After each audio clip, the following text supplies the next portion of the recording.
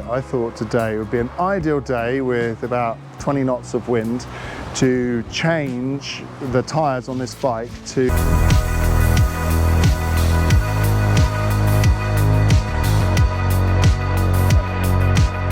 new tyre setup, which I've got, which are pretty cool. And I had them briefly on another bike, but I want to try them on this bike. They are the Vittoria Enduro Race. Now that is a very interesting tyre. It looks very Minion-like, it feels good, it lasts well actually, I think.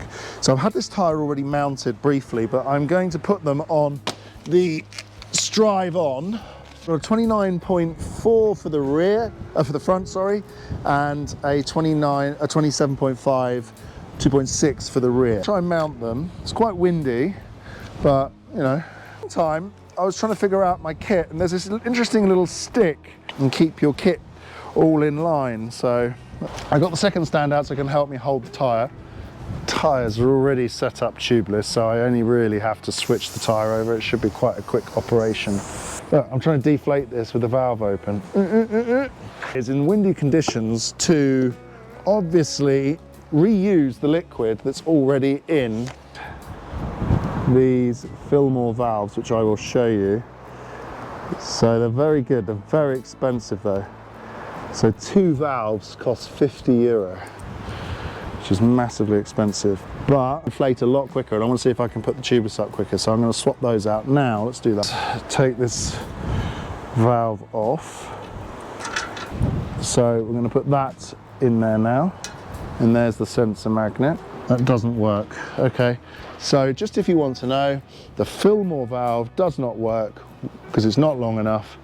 Well, the versions I've got are not long enough to work with the Bosch magnet. So make sure you buy the longer ones, if there are longer ones. Your rear tyre on the right rolling direction. To get them over the edge, if they don't go smoothly, put the rest of the tyre in the middle of the channel. But these ones actually pop on really easily, so that's perfect for enduro, perfect for the Canyon Strive On. Now I'll talk about the features of the tyre in a minute when I unwrap the package of the other one. And can I do it? Patience. Can I do it? Wow. Well, that went in well. No mess. So yes, the answer is starting to be you can do tubeless in the wind.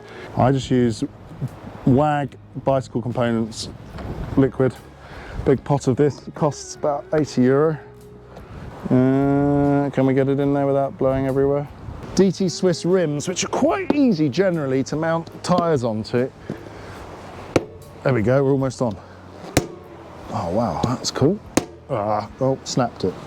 But there's a bit of tyre lever jammed and left in the tyre.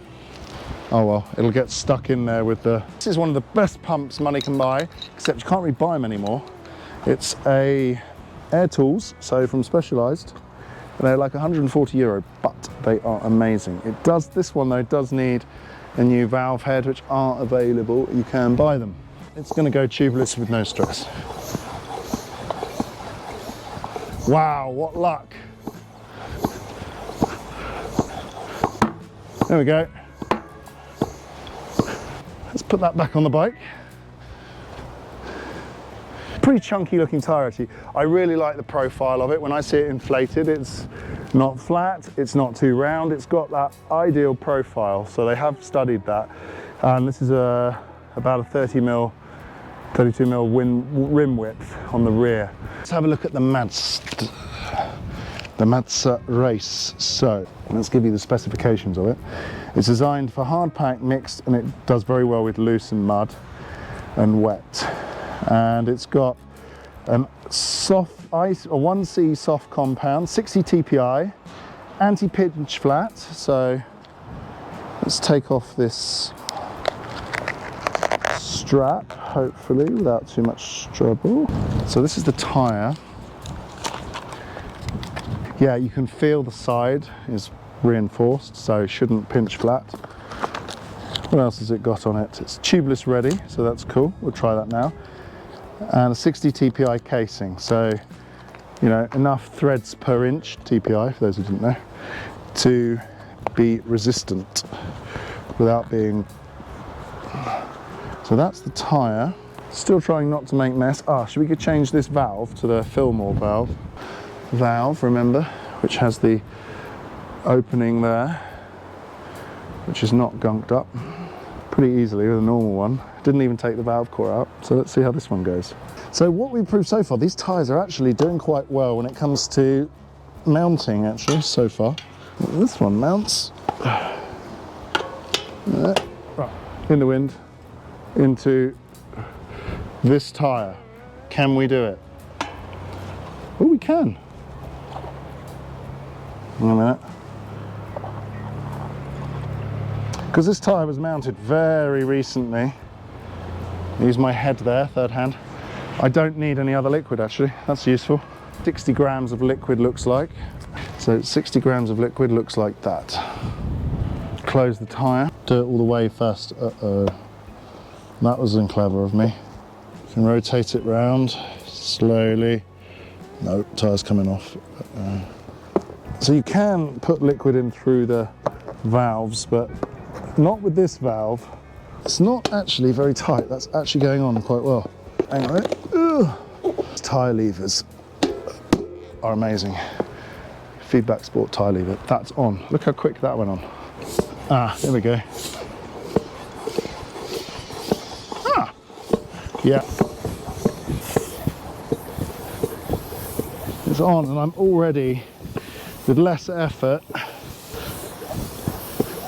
at 2 bar. They're amazing, these Fillmore valves. They're worth the money because they just make your life so much easier. Okay, so we're up. Rotate it a bit. Get that liquid around it. Bike's falling over in the, pulling on it. So let's take a closer look at those tyres on the bike. Here they are. And look at that profile. It's quite interesting. Price of these tyres is pretty reasonable, around 70, 80 euros. We'll probably find them cheaper, around 60 if you look. It's got a double step on the front of that nozzle, which gives you slightly less rolling resistance. You can also cut them if you need to, but now the wear pattern, so this is one that's slightly used already. It's actually really good. I'm impressed. They wear really well. Remember, Maxxis tyres tend to be the reference tyre because they're found on so many bikes, and these seem to be a good alternative. Now, thanks for watching. Don't forget to like and subscribe. We're going to go and take this now out on the trails and go for a ride. And yes, you can mount tubeless tyres in the wind.